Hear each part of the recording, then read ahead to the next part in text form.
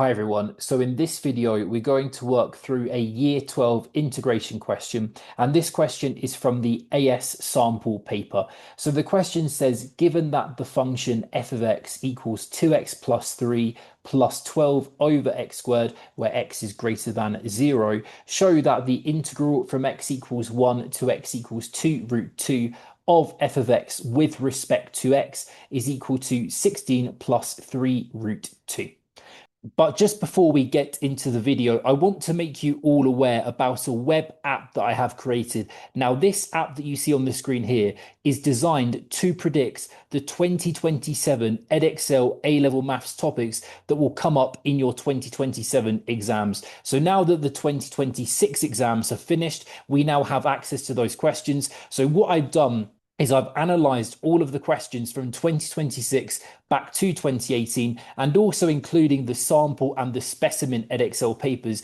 And I've used that data to put together a model which will predict the topics for the 2027 exams. And if we just scroll down here, you will see how accurate this model that I'm using is. So if you do want to have access to the full predictions for the 2027 exams and also have access to a web app which will generate mock exam papers based on these predictions, that is what you can get if you do sign up to this app. Just go to the link in the description of this video, and also you can get the link to this web app in my bio. Click that link, sign up. You can see on the top right of the page here, you can sign up to the app and you'll be able to access all of these 2027 predictions.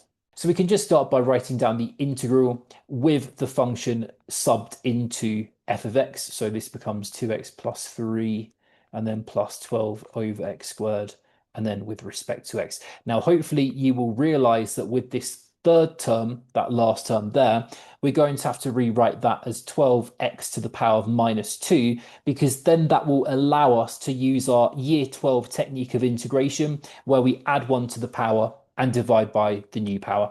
So this becomes 1 to 2 root 2, and then the integral of 2x plus 3, and then as we just said, 12x to the negative 2. So now we can go ahead and use our technique of integration. Just another quick interjection. If you are currently doing Edexcel A-level maths and you feel that you're struggling or you're falling behind and you're not quite getting that grade that you need to get in order to get into university, or perhaps you're a parent watching this and you're worried about your child's progress, what you can do is you can head to my website. Now, my website is in my bio and also in the description of this video. Click onto the link and you can watch a brief video about me and my background. You see this video on the screen here. In this video, I outline the style and the structure of my tuition. You can also read some of my reviews and testimonials from other parents and students who have worked with me on this website too. So if you feel like one-to-one tuition is something that would benefit you in order to get the grades that you need to get, then again, just head to this website. And what you can do is you can book a free 90-minute call with me. And in that call, we'll spend some time discussing you, your situation, your ambitions, what you want to achieve, the grade you want to get, and why you feel like you're struggling and why you feel like maybe tuition is the right path for you. And we'll also spend some time basically doing a free trial lesson where I will help you out for free with any particular topics or any particular areas of the syllabus that you know you need help with. And by the end of the call, we can then discuss whether one-to-one tuition is the right path for you to get you that grade you need to get. So once again, the link to my website is in the bio and in the description of this video. To now go and find the integral. So this will become a 2x squared divided by 2, add 1 to the power, divide by the new power.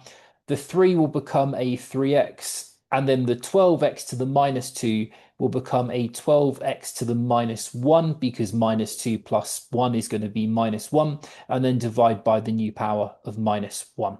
And then we've got our limits there of 2 root 2 just on the outside of the square brackets. Now, you can also add in a plus c. I'll just add in like a plus c here in red, but you don't have to. So with definite integration, integration with limits, you don't need the plus c.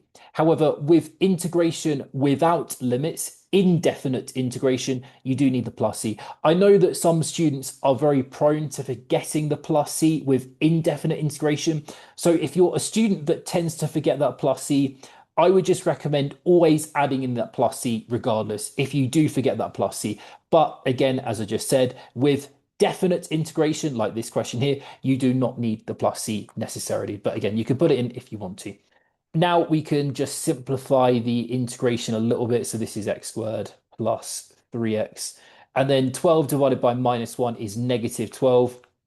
And then x to the power of -1 is 1 over x. So this becomes a 12 over x for this final term.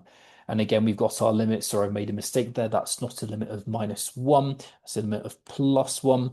And then we've got 2 root 2. Let's just scroll down a bit there. There we go. So now we can sub in the top limit first. So this becomes a 2 root 2 squared. And then we have 3 times 2 root 2. And then we have 12 over 2 root 2. And then we can put here a minus sign and now sub in the 1. So 1 squared is just going to be 1. 3 times 1 will be 3. And then 12 divided by 1 will be a -12 there for that last term. So now with the first calculation, we've got 2 root 2 squared.